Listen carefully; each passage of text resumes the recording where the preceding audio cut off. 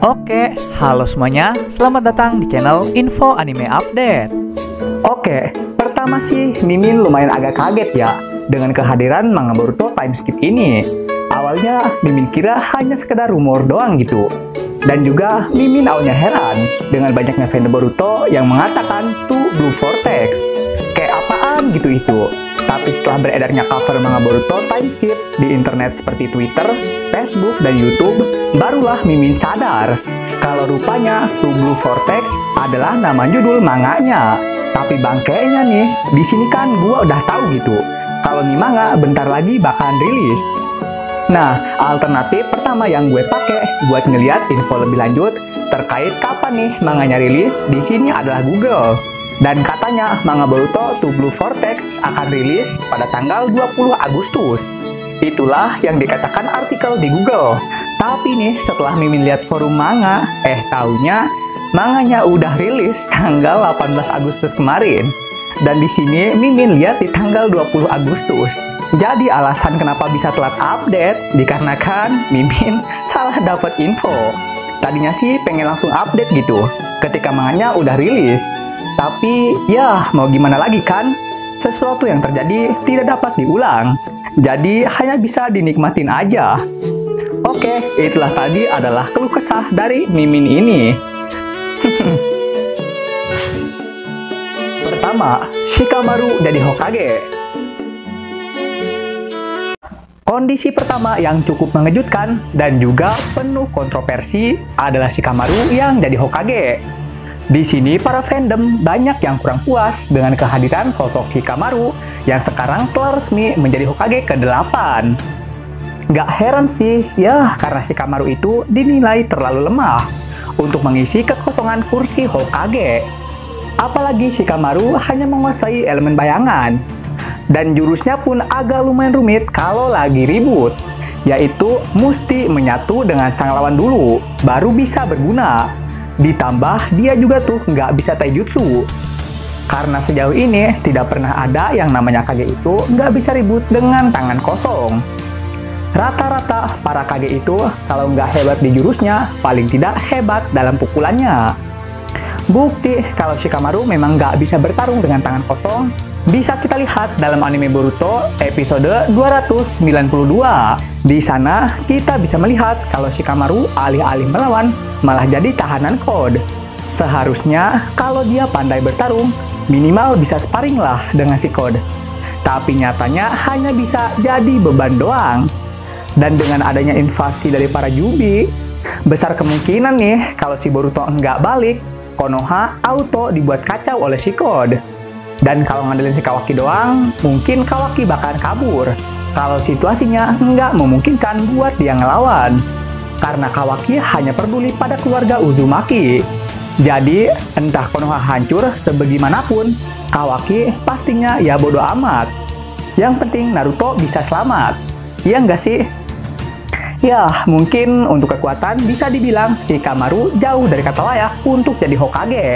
Tapi kalau urusan otak, Shikamaru juaranya. Dan kalau kita ingat kembali, saat Naruto masih ada pun, rata-rata segala sesuatu tentang Konoha biasanya Shikamaru yang menyelesaikannya. Contohnya, tentang menguak informasi dari musuh. Dan juga Shikamaru punya kecakapan dalam urusan politik negara Konoha. Jadi, bisa dibilang Naruto pun tanpa Shikamaru tidak mungkin jadi Hokage yang layak. Karena segala tindakan mengatur negara Konoha yang Naruto lakukan atas dasar dari nasihat Shikamaru. Mungkin Shikamaru akan menjadi Hokage terlemah dalam sejarah Konohagakure. Tapi dia akan mampu membuat gelarnya sendiri sebagai Kage tercerdas di Konoha. Karena dengan otak cerdasnya, Shikamaru akan mampu mengatur negara Konoha secara maksimal. Ya, kalau sekedar untuk menstabilkan situasi di Konoha, maka Shikamaru yang jadi Hokage merupakan solusi terbaik. 2. Cosplay Boruto. Ini nih situasi negangin yang sekaligus kayak goblok gitu, yaitu Kawaki yang berperan sebagai Boruto. Jadi ceritanya tuh ketika adegan Kawaki sedang di luar, lalu memandangi sekitar, dan Mitsuki tiba di belakangnya, Awalnya, percakapan yang dibicarakan keduanya hanya berbicara kemungkinan yang terjadi kalau Boruto menyelinap ke desa. Tapi tiba-tiba aja nih si Kawaki malah berkata kalau si Mitsuki tuh dah kayak parasit. Kemanapun Kawaki pergi, dia bakalan ngikut. Dan hal itu membuat Kawaki kerepotan dengan tingkahnya yang seperti itu. Nah, di sini Mitsuki agak heran dengan perkataan Kawaki. Mitsuki mulai meragukan dan mempertanyakan tentang keasliannya sebagai mataharinya.